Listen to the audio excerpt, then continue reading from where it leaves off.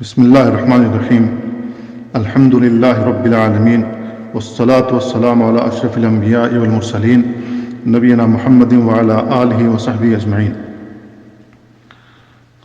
شیخ الاسلام محمد بن عبد الوہاب رحمہ اللہ نے اپنی کتاب التوحید میں 16واں باب شفاعت کے بارے میں قائم کیا ہے۔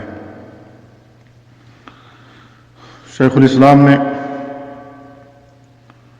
14ویں اور 15ویں باب میں جو بات ثابت کی ہے وہ یہ کہ اللہ رب العالمین کے مقابلے میں کوئی بھی ایسی ہستی نہیں جو کسی چیز کی مالک ہو جسے مالک مختار کہا جا سکے۔ اللہ تعالیٰ کے مقرب ترین فرشتے جب اللہ رب العالمین کی وحی آتی ہے تو وہ بھی اللہ کے حکم سے خوف کھاتے ہیں اور بے ہوش ہو جاتے ہیں، اور جب انہیں ہوش آتا ہے تو سوال کرتے ہیں کہ تمہارے رب نے کیا کہا؟ تو کہتے ہیں کہ حق کہا ہے۔ تو اللہ رب العالمین کے مقابلے میں کوئی بھی ہستی جب کسی چیز کی مالک نہیں ہے تو ان دو ابواب کے بعد شفاعت کا جو باب قائم کیا ہے شیخ الاسلام نے، تو یہاں اس کی ضرورت تھی، کیونکہ جو لوگ نبی کریم صلی اللہ علیہ وسلم سے فریاد کرتے ہیں یا دیگر اولیاء و انبیاء کے آگے ہاتھ پھیلاتے اور ان سے مدد طلب کرتے ہیں، تو جب ان کے سامنے توحید ربوبیت کے دلائل ذکر کیے جائیں تو وہ کہتے ہیں کہ ہم بھی ان تمام باتوں کو مانتے اور ان پر اعتقاد رکھتے ہیں، البتہ یہ تمام بزرگ اللہ تعالیٰ کے مقرب ہیں اور اللہ تعالیٰ کے ہاں ان کا مقام اور مرتبہ بہت بلند ہے، تو جو شخص ان بزرگوں کی طرف رجوع کرے تو یہ بزرگ ان کے حق میں شفاعت کرتے ہیں اور ان کی سفارش کریں گے، اللہ تعالیٰ ان کی سفارش قبول فرمائے گا۔ شیخ الاسلام محمد بن عبد الوہاب رحمہ اللہ نے مشرکین کی حالت اور ان کے دلائل باطلہ کو ذہن میں رکھتے ہوئے فرمایا کہ جب انہیں دلائل پیش کیے جائیں تو سوائے مسئلہ شفاعت کے ان کے پاس کوئی دلیل نہیں رہتی، اسی لیے اس مسئلہ کی وضاحت کے پیش نظر مستقل باب شفاعت کا یہاں قائم کیا ہے۔ شفاعت کسے کہتے ہیں؟ شفاعت سفارش کو کہتے ہیں۔ اس کے اندر استدعا ہوتی ہے، طلب کیا جاتا ہے کہ ہمیں جہنم سے آزاد کرا دیں، جہنم سے چھٹکارا حاصل ہو جائے، ہماری بیماری رفع ہو جائے، ہماری ترقی ہو جائے، ہمیں نوکری مل جائے، ہمیں فلاں چیز حاصل ہو جائے اور فلاں چیز حاصل ہو جائے۔ گویا کہ یہ ایک طریقے سے دعا ہے۔ کوئی شخص جب یوں کہے کہ میں نبی کریم صلی اللہ علیہ وسلم کی شفاعت کا طلبگار ہوں تو اس کی بات کا مفہوم یہی ہوتا ہے کہ وہ اللہ تعالیٰ کے ہاں اپنے حق میں رسول اللہ صلی اللہ علیہ وسلم کی سفارش اور دعا چاہتا ہے۔ گویا کہ سفارش اور دعا کی درخواست کو شفاعت کہتے ہیں۔ قرآن و سنت کے جتنی بھی دلائل پچھلے دو ابواب میں ذکر کیے گئے جن سے اللہ تعالیٰ کے علاوہ کسی بھی غیر کو پکارنے کا ابطال ہوتا ہے، ان تمام دلائل سے یہ بات بھی ثابت ہوتی ہے کہ جو لوگ فوت ہو چکے اور اس دنیا سے رخصت ہو چکے ہیں ان سے شفاعت کی درخواست کرنا بھی باطل ہے۔ فوت شدہ سے شفاعت چاہنا بہت بڑا شرک ہے۔ کیوں شرک ہے؟ اس لیے کہ شفاعت گویا کہ ایک طریقے سے دعا ہے، اور دعا عبادت ہے جو کہ تنہا اللہ رب العالمین کا حق ہے۔ اللہ رب العالمین کے علاوہ کوئی بھی اس کا حقدار نہیں ہے۔ لہذا جب اللہ رب العالمین کو چھوڑ کر کسی کو بھی پکارا جائے اور اس سے سفارش طلب کی جائے، اس سے شفاعت طلب کی جائے، تو گویا کہ ہم ان سے دعا کر رہے ہیں، ان کو پکار رہے ہیں، جو کہ شفاعت کے مالک نہیں ہیں۔ شفاعت کا مالک صرف اللہ رب العالمین ہے۔ قل للہ الشفاعۃ جمیعا، شفاعت کا مالک تنہا اللہ رب العالمین ہے۔ لہذا اللہ کو چھوڑ کر جن کو بھی پکارا جائے تو یہ شرک ہوگا۔ البتہ زندہ آدمیوں سے شفاعت طلب کرنا، ان سے دعا کرانا جائز ہے، کیونکہ وہ اس دنیا میں زندہ ہیں، موجود ہیں، اور وہ ہماری درخواست کو پورا کرنے کی قدرت رکھتے ہیں۔ تو زندہ آدمیوں سے ان چیزوں کے بارے میں شفاعت طلب کرنی چاہیے جس پر وہ قدرت رکھتے ہوں، جن کی انہیں طاقت ہو، اور جن چیزوں کی انہیں طاقت نہ ہو وہ اس کے بھی مالک نہیں ہیں۔ ان سے صرف درخواست کی جا سکتی ہے کہ آپ اللہ تعالیٰ سے دعا کر دیں۔ تو اس چیز کی تو شریعت نے اجازت دی ہے، جو لوگ موجود ہیں، زندہ ہیں اور دعا کرنے کی استطاعت رکھتے ہیں، ان سے دعا کرائی جائے۔ صحابہ کرام نبی کریم صلی اللہ علیہ وسلم کے پاس آتے تھے اور آپ سے دعا کراتے تھے۔ نبی کریم صلی اللہ علیہ وسلم خطبہ جمعہ دے رہے تھے، قحط سالی تھی، دور دراز سے ایک دیہاتی آدمی آیا اور نبی کریم صلی اللہ علیہ وسلم سے خطبے کے دوران درخواست کی، اللہ کے نبی دعا کر دیجئے، ہلکت الاموال، مال تباہ ہو رہے ہیں، ہماری کھیتیاں سوکھ رہی ہیں، چوپایوں کے کھانے کے لیے کوئی چیز نہیں ہے، گھاس پھوس نہیں ہے، پانی پینے کے لیے نہیں ہے۔ اللہ کے نبی صلی اللہ علیہ وسلم نے فوری طور پر ہاتھ دعا کے لیے اٹھایا اور اتنا بلند کیا کہ آپ کے بغل کی سفیدی ظاہر ہوئی۔ اللہ تعالیٰ نے آپ کی دعا قبول فرمائی اور بارش شروع ہو گئی، یہاں تک کہ صحابہ نے کیچڑ میں سجدے کیے اور نماز ختم کی۔ پھر وہی آدمی ایک ہفتے کے بعد رسول اللہ صلی اللہ علیہ وسلم کے پاس آیا درخواست لے کر۔ اللہ کے نبی صلی اللہ علیہ وسلم خطبہ دے رہے تھے، انہوں نے کہا کہ اللہ کے نبی اس قدر بارش ہو گئی ہے کہ اب مال تباہ ہو رہے ہیں، جو ہمارے چوپائے تھے وہ پانی میں بہہ رہے ہیں، گھر گر رہے ہیں، اللہ کے نبی بارش رکنے کی دعا کر دیجئے۔ نبی کریم صلی اللہ علیہ وسلم نے دعا کی، اللہم حوالنا ولا علینا۔ اللہ تعالیٰ نے فوری طور پر بادلوں کو چھانٹ دیا اور آسمان میں سورج ظاہر ہوا، بارش رک گئی تو لوگوں کو سکون ہوا۔ تو زندہ لوگوں سے دعا کی درخواست کی جا سکتی ہے، وہ اللہ تعالیٰ سے فریاد کر سکتے ہیں۔ ممکن ہے کہ اللہ رب العالمین ان کی دعائیں قبول فرما لے، اور نیک لوگوں کی دعاؤں کی قبولیت کی امید بھی ہوتی ہے۔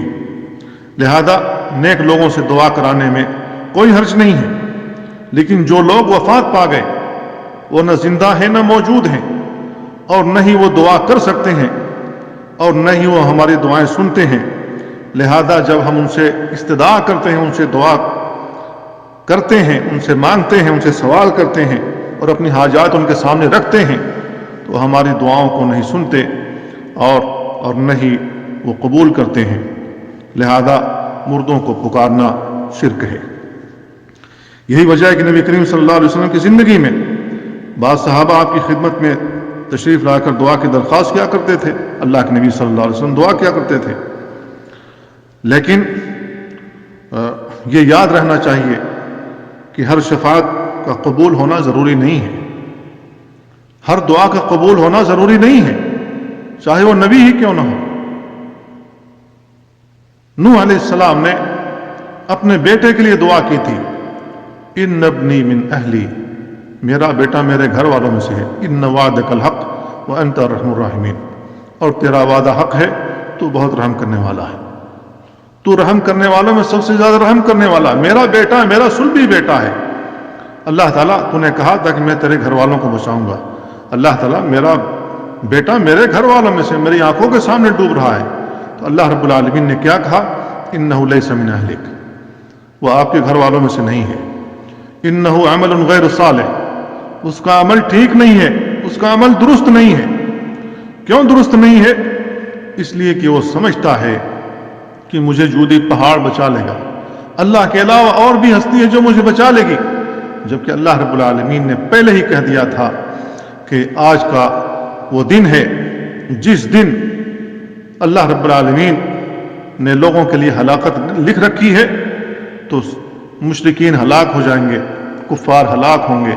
اللہ کو چھوڑ کر جو لوگوں کو پکارتے ہیں، دوسروں کو پکارتے ہیں اور یہ سمجھتے ہیں کہ وہاں سے ہمیں چھٹکارا مل جائے گا، ایسے لوگوں کو ہلاک ہونا ہے۔ اللہ تعالیٰ نے نوح علیہ السلام کی نہیں سنی، نوح علیہ السلام کی دعا قبول نہیں کی، جبکہ وہ اپنے بیٹے کے بارے میں سفارش کر رہے تھے۔ تو ہر سفارش کا قبول ہونا ضروری نہیں ہے۔ کوئی شفاعت مقبول ہوتی ہے، کوئی شفاعت رد کر دی جاتی ہے، اور قبول کرنے والا اور رد کرنے والا تنہا اللہ رب العالمین ہے۔ شفاعت مقبول ہونے کی چند شرائط ہیں اور مردود ہونے کی بھی کچھ وجوہات ہیں۔ قرآن و سنت سے شفاعت کی دو قسمیں ثابت ہیں۔ پہلی شفاعت، شفاعت منفیہ، یعنی قبول نہیں ہوگی، غیر مقبولہ۔ دوسری شفاعت، شفاعت مثبتہ، یعنی مقبولہ، یہ شفاعت قبول ہوگی۔ منفی شفاعت وہ ہے جس کے اللہ عز و جل نے مشرکین کے حق میں نفی کی ہے، جیسا کہ شیخ الاسلام محمد بن عبد الوہاب رحمہ اللہ نے اس کی سب سے پہلی دلیل یہ ذکر کی ہے سورہ انعام کی، وَأَنذِرْ بِهِ الَّذِينَ يَخَافُونَ أَن يُحْشَرُوا إِلَىٰ رَبِّهِمْ لَيْسَ لَهُم مِّن دُونِهِ وَلِيٌّ وَلَا شَفِيعٌ لَعَلَّهُمْ يَتَّقُونَ۔ اے محمد صلی اللہ علیہ وسلم، آپ اس قرآن کے ذریعے ان لوگوں کو نصیحت کریں جو اس بات سے ڈرتے ہیں کہ اپنے رب کے سامنے اس حال میں پیش کیے جائیں گے کہ ان کا اللہ کے سوا کوئی مددگار یا سفارشی نہ ہو، تاکہ یہ لوگ اللہ سے ڈر جائیں۔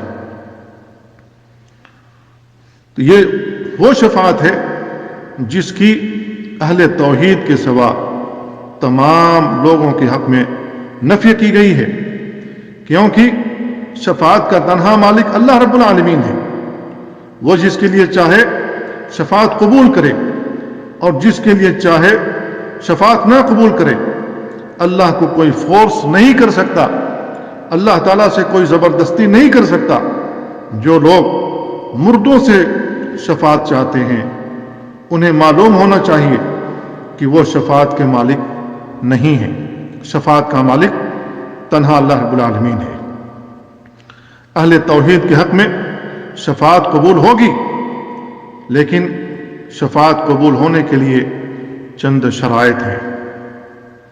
پہلی شرط یہ ہے کہ شفاعت کرنے والے کے لیے اللہ تعالیٰ کی طرف سے شفاعت کی اجازت حاصل ہو۔ جو بھی کسی کے بارے میں شفاعت کرنے جائے گا اس کے لیے ضروری ہے کہ وہ اللہ رب العالمین سے اجازت طلب کرے کہ اللہ تعالیٰ میں سفارش کرنا چاہتا ہوں، میں شفاعت کرنا چاہتا ہوں۔ اب اللہ کی مرضی، چاہے تو شفاعت دے، چاہے تو نہ دے۔ دوسری شرط، شفاعت کرنے والے اور جس کے حق میں سفارش کی جائے دونوں کے لیے اللہ کی رضا اور خوشنودی ضروری ہے۔ گویا اصل سفارشی اللہ تعالیٰ کی ذات ہے، اس کے سوا اور کوئی نہیں۔ اسی لیے شیخ الاسلام نے اس کے بعد دوسری آیت جو ذکر کی ہے وہ یہ، قُلْ لِلَّهِ الشَّفَاعَةُ جَمِيعًا، اے محمد صلی اللہ علیہ وسلم کہہ دیجئے کہ ہر قسم کی شفاعت اللہ ہی کے اختیار میں ہے، یعنی ہر قسم کی شفاعت اللہ تعالیٰ کی ملکیت ہے۔ در حقیقت اہل ایمان اور غیر اہل ایمان سب کا اللہ تعالیٰ کے سوا کوئی مددگار یا سفارشی نہیں، بلکہ شفاعت اللہ عز و جل کی اجازت اور رضامندی ہی سے ہوگی۔ چونکہ کوئی بھی شفاعت ان دو شرطوں کے ساتھ ہی مفید ہو سکتی ہے، اسی لیے شیخ الاسلام نے اس کے بعد دو مزید آیات ذکر کی ہیں۔ وہ آیت کیا ہے؟ من ذا الذی یشفع عندہ الا باذنہ. یہ آیت الکرسی کی آیت ہے. یہ آیت الکرسی کا ایک ٹکڑا ہے. کون ہے جو اللہ کے حضور اس کی اجازت کے بغیر سفارش کر سکے؟ کوئی نہیں ہے. تو اللہ سے اجازت طلب کرنا ضروری ہے. یہ پہلی شرط ہے جو اللہ تعالیٰ نے آیت الکرسی کی کے اس ٹکڑے میں بیان فرمائی ہے. دوسری آیت سورہ نجم کی ہے جس میں اللہ رب العالمین نے یہ دونوں شرطیں اکٹھی بیان فرمائی ہیں. فرمایا وَكَم مِّن مَلَكٍ فِي السَّمَاوَاتِ لَا تُغْنِي شَفَاعَتُهُمْ شَيْئًا إِلَّا مِن بَعْدِ أَن يَأْذَنَ اللَّهُ لِمَن يَشَاءُ وَيَرْضَىٰ. آسمانوں میں کتنے ہی فرشتے ہیں جن کی سفارش کچھ بھی فائدہ نہیں دے سکتی مگر بعد اس کے کہ اللہ جس کے حق میں شفاعت کی اجازت دے اور جس سے راضی ہو، جسے پسند کرے. پہلی آیت من ذا الذی یشفع عندہ الا باذنہ میں اجازت کی قید اور شرط ہے، کیونکہ ملائکہ، انبیاء اور اللہ کا تقرب پانے والوں میں سے کوئی بھی اس کی اجازت کے بغیر شفاعت نہیں کر سکے گا. اللہ تعالیٰ ہی شفاعت کا مالک ہے، وہی اس کی توفیق دینے والا ہے. اور دوسری آیت میں الا من بعد ان یاذن اللہ لمن یشاء ویرضی میں بھی یہی ارشاد ہے کہ وہ شفاعت کرنے والوں میں سے جسے چاہے گا اجازت بخشے گا، اور شفاعت کرنے والے کے قول سے اور جس کی شفاعت کی جائے گی اس سے راضی ہونے کے بعد شفاعت کی اجازت حاصل ہوگی.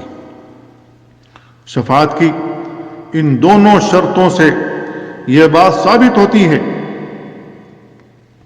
کہ مخلوق کے ساتھ حصول شفاعت کی غرض سے تعلق قائم کرنا اور یہ اعتقاد رکھنا کہ اللہ کے یہاں اسے اس قدر مقام و مرتبہ حاصل ہے کہ یہ از خود شفاعت کا اختیار رکھتا ہے، قطعاً درست نہیں. یہی اعتقاد مشرکین کا اپنے معبودان باطلہ کے بارے میں ہوتا ہے کہ وہ لازماً ان کی شفاعت کریں گے، ان کو بخشوا دیں گے، اللہ سے قریب تر کر دیں گے، اور اللہ تعالیٰ ان کی شفاعت کو کبھی رد نہیں کرے گا. ان آیات میں مشرکین کے اسی دعویٰ کا ابطال اور نفی ہے. اللہ تعالیٰ کی اجازت اور اس کی شفاعت مقصود ہے. اس کے متعلق اللہ کی رضامندی کے بغیر بھی کوئی سفارش کر سکتا ہے. جب یہ بات ثابت ہو چکی کہ اللہ تعالیٰ کے سوا کوئی دوسرا شفاعت کا مالک نہیں، اور جو کوئی بھی کسی کی شفاعت کرے گا تو اللہ کے اذن اور اجازت سے ہی کرے گا، تو پھر مخلوق کے ساتھ اس کی شفاعت کے حصول کے لیے لگاؤ رکھنا کیسے درست ہوا؟ تعلق و لگاؤ تو محض اسی سے ہونا چاہیے جو شفاعت کا حقیقی مالک ہے، اور وہ اللہ رب العالمین ہے. قیامت کے دن نبی کریم صلی اللہ علیہ وسلم یقیناً شفاعت کریں گے. قیامت کے دن شفاعتیں ہوں گی. بہت سے انبیاء، بلکہ تمام انبیاء اپنی اپنی قوموں کی شفاعت کریں گے. حدیث میں آتا ہے جو حافظ قرآن ہے وہ بھی اپنے گھر والوں کی سفارش کرے گا، شفاعت کرے گا. چھوٹا بچہ جو بلوغت سے پہلے انتقال کر جاتا ہے وہ بھی اپنے والدین کی سفارش کرے گا. قرآن مجید بھی سفارش کرے گا. نبی کریم صلی اللہ علیہ وسلم نے بیان فرمایا اقرأوا القرآن فإنه يأتي يوم القيامة شفيعا لأصحابه. قرآن مجید پڑھا کرو اس لیے کہ قرآن مجید اپنے پڑھنے والوں کی قیامت کے دن شفاعت کرے گا. ہمارے نیک اعمال سفارشی بن کر کے آئیں گے تو قیامت کے دن شفاعتیں ہوں گی. اولیاء کرام صالحین بھی شفاعت کریں گے، شفاعتیں ہوں گی، اس کا کوئی بھی منکر نہیں ہے. قیامت کے دن نبی کریم صلی اللہ علیہ وسلم کی بھی یقیناً شفاعت ہوگی. لیکن ہم اس شفاعت کے حصول کی درخواست کس سے کریں؟ یہ اہم ترین سوال ہے. اس کا جواب یہ ہے کہ صرف اللہ وحدہ لا شریک سے. اور ہمیں یوں دعا کرنا چاہیے کہ اے اللہ ہمیں اپنے نبی کی شفاعت نصیب فرما، کیونکہ اللہ رب العزت ہی نبی کریم صلی اللہ علیہ وسلم کو توفیق بخشے گا اور آپ کے دل میں الہام کرے گا کہ فلاں اور فلاں کے حق میں شفاعت کریں، اور یہ شفاعت انہیں کے حق میں ہوگی جنہوں نے اللہ تعالیٰ سے نبی کریم صلی اللہ علیہ وسلم کی شفاعت کے حصول کی دعا کی ہوگی۔ اسی لیے شیخ الاسلام نے اس کے بعد سورہ سبا کی یہ آیت ذکر کی ہے، قُلِ ادْعُوا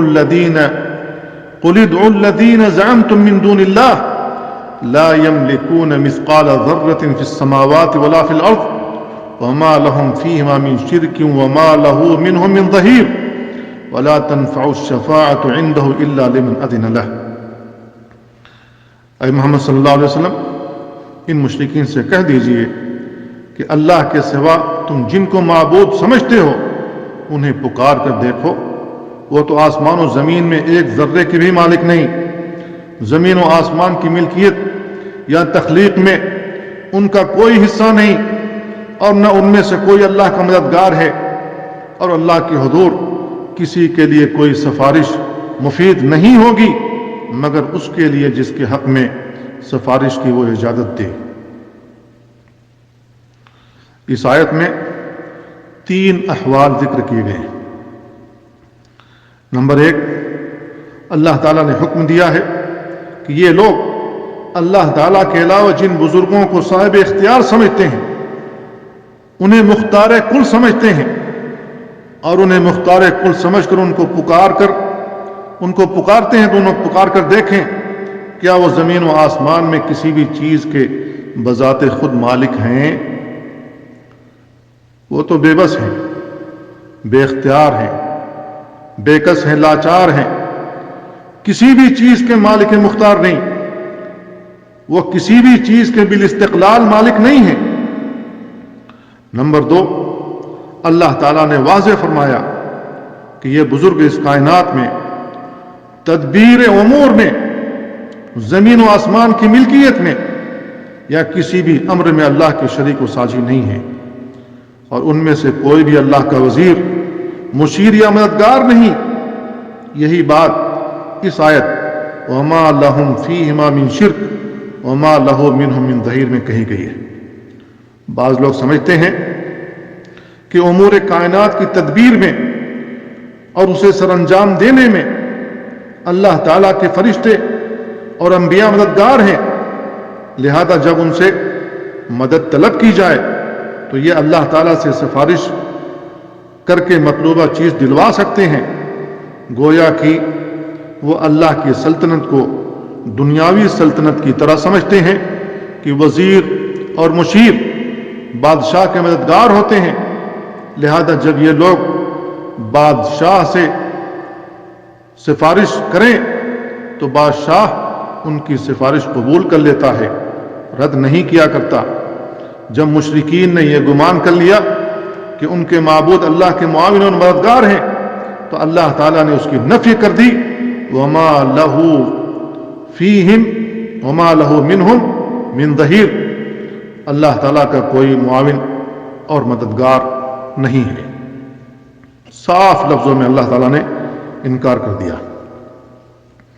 نمبر 3، ان لوگوں کا عقیدہ تھا اور وہ اس ظلم کا شکار تھے کہ ان کے معبودان باطلہ اللہ کے ہاں سفارش کے مالک ہیں۔ اللہ تعالیٰ نے ان کے اس عقیدے کا بھی ابطال کیا، فرمایا وَلَا تَنفَعُ الشَّفَاعَةُ عِندَهُ إِلَّا لِمَنْ أَذِنَ لَهُ، اللہ تعالیٰ کے ہاں سفارش اسی کے حق میں مفید ہوگی جس کے حق میں سفارش کرنے کی وہ خود اجازت دے گا۔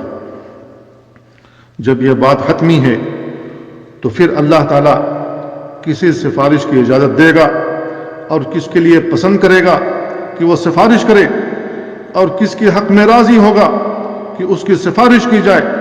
ان تینوں سوالوں کا جواب شیخ الاسلام ابن تیمیہ رحمہ اللہ نے اپنے کلام میں ذکر فرمایا ہے، جسے شیخ الاسلام محمد بن عبد الوہاب رحمہ اللہ نے یہاں ذکر کیا ہے کہ شیخ الاسلام ابن تیمیہ رحمہ اللہ فرماتے ہیں اللہ تعالیٰ نے اپنے علاوہ تمام مخلوق سے ان باتوں کی نفی کر دی جن سے مشرکین استدلال کیا کرتے تھے۔ مثلا اس نے اس بات کی نفی کی ہے کہ کسی کو زمین و آسمان میں کسی قسم کی قدرت کلی یا جزوی اختیارات ہوں یا کوئی اللہ تعالیٰ کا معاون و مددگار ہو۔ البتہ سفارش ہو سکتی ہے، مگر وہ بھی صرف اسی کے لیے مفید ہوگی جس کے حق میں سفارش کی اجازت خود اللہ رب العالمین عطا کرے گا، جیسا کہ اللہ رب العالمین نے فرمایا وَلَا يَشْفَعُونَ إِلَّا لِمَنِ ارْتَضَىٰ، وہ کسی کے حق میں سفارش کر ہی نہیں سکتے بجز اس کے کی جس سے اللہ تعالیٰ راضی ہو۔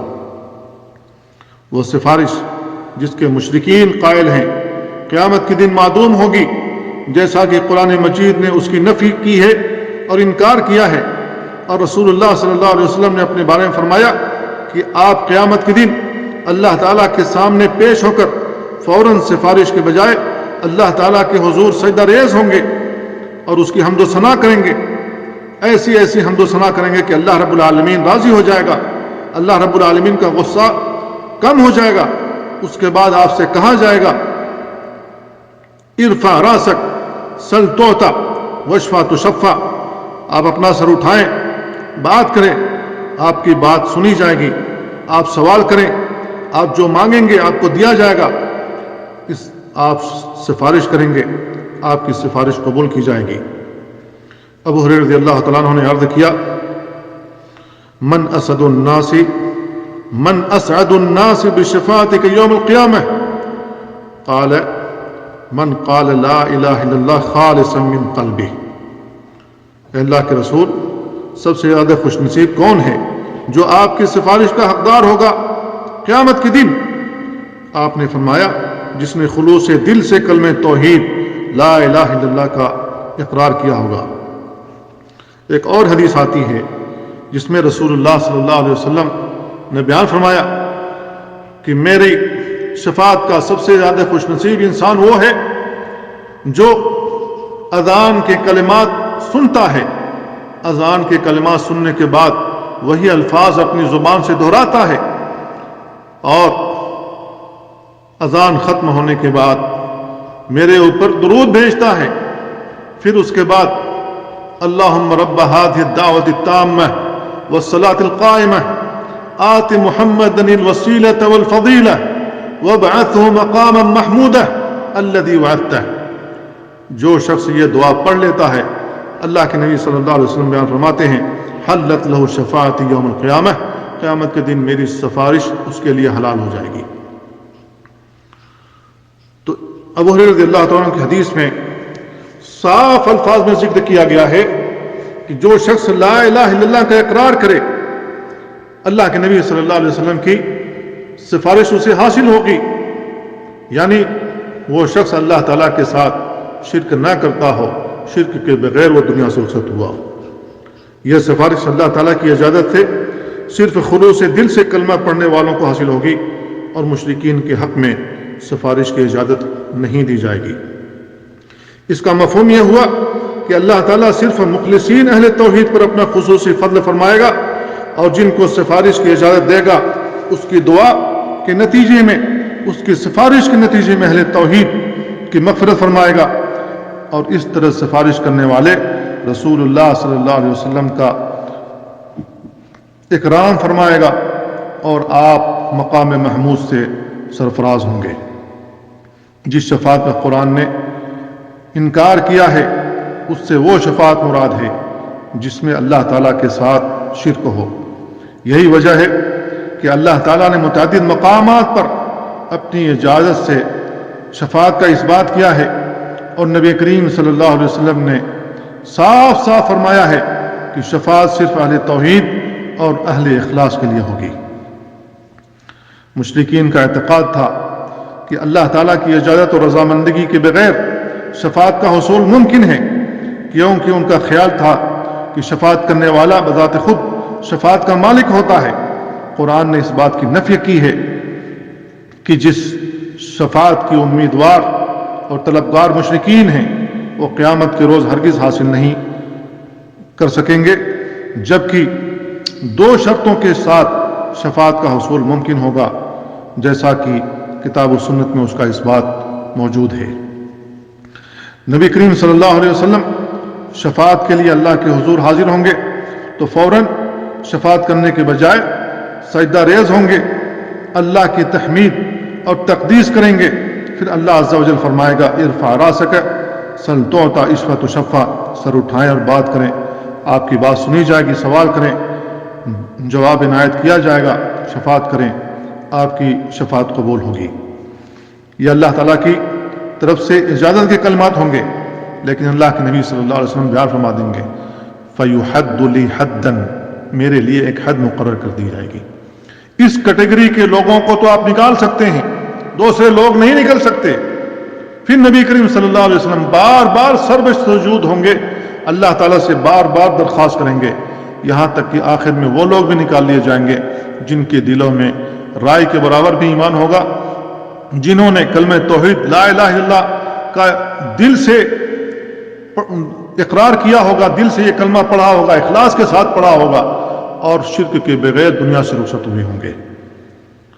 تو اللہ کے نبی صلی اللہ علیہ وسلم کی سفارش ایسے لوگوں کو بھی حاصل ہوگی.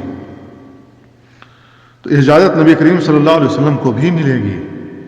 اللہ کے نبی صلی اللہ علیہ وسلم اجازت طلب کریں گے اللہ تعالیٰ سے، اللہ کی طرف سے آپ کی اجازت دی جائے گی، اور دوسروں کو بھی اجازت لینی ہی ہوگی. اللہ تعالیٰ کی اجازت کے بغیر کوئی کسی کی شفاعت کر ہی نہیں سکتا ہے. کوئی بھی ابتداءً شفاعت نہیں کر سکتا، بلکہ پہلے اللہ سے شفاعت کی اجازت مانگنی ہوگی. جب اجازت ملے گی تو وہ سفارش کر سکیں گے، کیونکہ اللہ تعالیٰ کی طرف سے شفاعت کا اختیار تو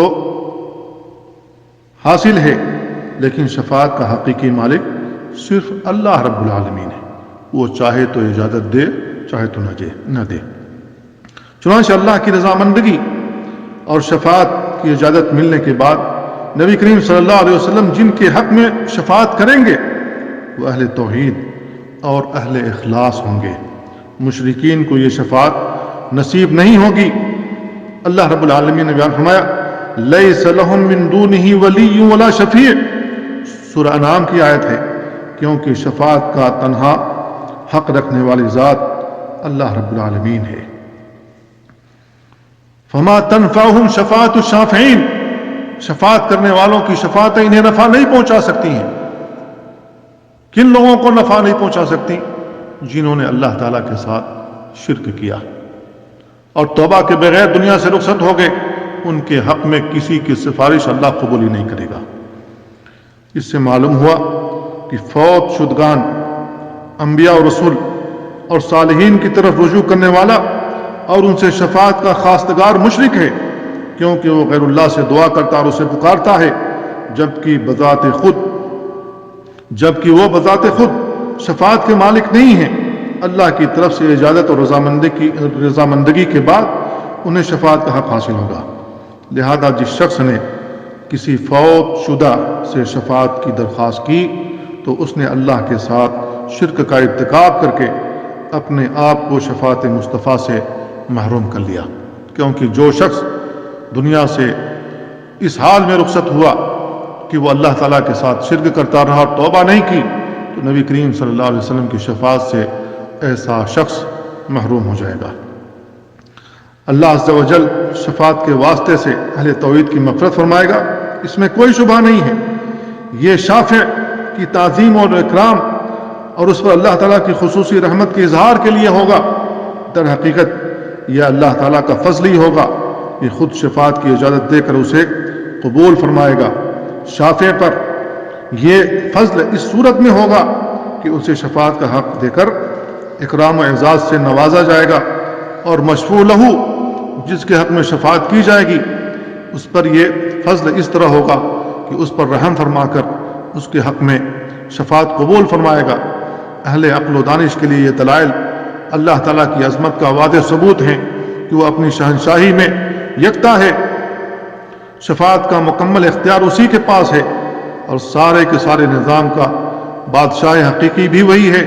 لہذا ضروری ہے کہ شفاعت کی امید بھی دل سے اسی کی طرف مائل ہو. قرآن مجید میں اس شفاعت کی نفی کی ہے جس میں شرک ہو، جیسا کہ اللہ رب العالمین نے بیان فرمایا لیس لہم من دونہ ولی ولا شفیع، قیامت کے روز اللہ تعالیٰ کے سوا کوئی مددگار ہوگا نہ سفارشی۔ اس آیت میں اس شفاعت کی نفی ہے جس میں شرک کی آمیزش ہو، یعنی جس قسم کی شفاعت کا اعتقاد مشرکین رکھتے ہیں وہ قیامت کے روز بالکل معدوم ہوگی۔ اسی طرح مشرکین کے حق میں شفاعت کی نفی ہے کیونکہ اللہ تعالیٰ ان سے راضی نہیں ہوگا۔ جب یہ بات ثابت ہو چکی کہ شفاعت کا حقدار وہی ٹھہرے گا جس پر اللہ عز و جل نے انعام کیا اور اسے توفیق بخشی کہ اس نے اللہ کی عظمت کو جانا پہچانا اور اپنا دلی لگاؤ اسی کے ساتھ رکھا، اس کے علاوہ کسی کی طرف اس کا قلبی میلان نہ ہوا، تو پھر شرک اکبر کے مرتکب ہر شخص کے حق میں شفاعت کی نفی ہوگی، کیونکہ شفاعت اہل اخلاص پر اللہ تعالیٰ کا خصوصی فضل ہے۔ اللہ رب العالمین نے متعدد مقامات پر اذن اور اجازت کی شرط کے ساتھ شفاعت کا اثبات کیا ہے۔ اذن کی دو قسمیں ہیں، نمبر 1 اذن کونی، نمبر 2 اذن شرعی۔ اذن کونی کا مطلب یہ ہے کہ یہ ممکن ہی نہیں کہ جسے شفاعت کی اجازت ہو وہ شفاعت کر سکے جب تک کہ اللہ تعالیٰ کی طرف سے اسے اجازت نہ مل جائے۔ جب تک اللہ اسے شفاعت کرنے سے روک رکھے گا اس وقت تک وہ شفاعت کر سکے گا، نہ اس کی زبان شفاعت کے لیے حرکت میں آ سکے گی۔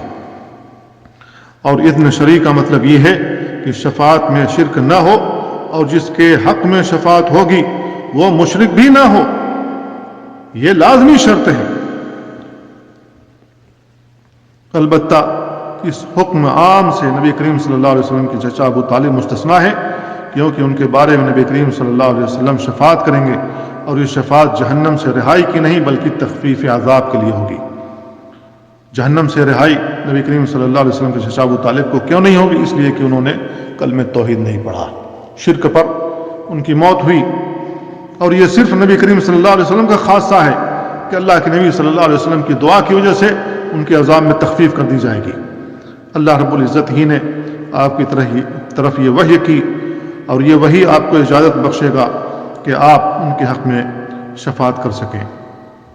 اس تفصیل سے واضح ہو گیا کہ مبتدعین اہل بدعت جو بدعت میں مبتلا ہے اور غیر اللہ سے تعلق رکھنے والوں کے دلوں میں جس شفاعت کا گمان اور خیال ہے وہ باطل ہے، اور ان کا یہ قول ہؤلاء شفاعؤنا عند اللہ، یہ ہستیاں اللہ کے ہمارے حق میں شفاعت کریں گی، بھی باطل ہے، کیونکہ شفاعت تو صرف اہل اخلاص کے حق میں نفع بخش ہوگی، اور یہ لوگ تو ہمیشہ غیر اللہ سے شفاعت مانگتے اور غیر اللہ ہی سے سوال کرتے ہیں، یہی ان کی شفاعت سے محروم ہونے کی علامت اور نشانی ہے۔ اس سارے باب کا خلاصہ یہ ہے کہ اہل خرافات اور مشرکین کا غیر اللہ سے شفاعت کی امید رکھنا ان کے حق میں بہتر نہیں بلکہ نقصان دہ ہوگا، کیونکہ وہ غیر اللہ سے شفاعت کی امید رکھ کر حقیقی شفاعت سے محروم ہوں گے، اور ان کی یہ امید بھی ایسی تھی کہ اللہ نے شرعاً اس کی اجازت ہی نہیں دی کہ وہ شرکیہ شفاعت کے خواہش مند ہوں اور غیر اللہ کی طرف رجوع کریں اور ان کے دل غیر اللہ کی طرف مائل ہوں۔ شیخ الاسلام محمد بن عبد الوہاب رحمہ اللہ نے قرآن مجید کی جو آیات اور احادیث ذکر کی ہیں اور شیخ الاسلام کا جو قول ذکر کیا ہے ان سے چند مسائل کا استخراج کیا ہے۔ سب سے پہلا مسئلہ یہ ہے کہ اس باب میں چند آیات قرآنیہ کی تفسیر بیان کی گئی۔ نمبر 2 غیر مقبول شفاعت کی بھی وضاحت ہو گئی۔ نمبر 3 مقبول شفاعت کا بیان بھی واضح ہو گیا۔ نمبر 4 شفاعت کبریٰ کا ذکر بھی ہے جس کی اجازت نبی کریم صلی اللہ علیہ وسلم کو ملے گی، اسی کو مقام محمود بھی کہتے ہیں، جس سے اللہ کے نبی صلی اللہ علیہ وسلم کو سرفراز کیا جائے گا۔ نمبر 5 نبی کریم صلی اللہ علیہ وسلم کس طرح شفاعت کریں گے؟ نبی کریم صلی اللہ علیہ وسلم ذاتی شفاعت نہیں کریں گے بلکہ سب سے پہلے اللہ تعالیٰ کے حضور سجدہ ریز ہوں گے، پھر اجازت ملنے پر شفاعت کریں گے۔ نمبر 6 کون سا آدمی شفاعت کا سب سے زیادہ حقدار ہوگا؟ اس کا جواب حدیث میں ذکر ہے، جو خلوص قلب کے ساتھ کلمہ توحید لا الہ الا اللہ کا اقراری ہوگا۔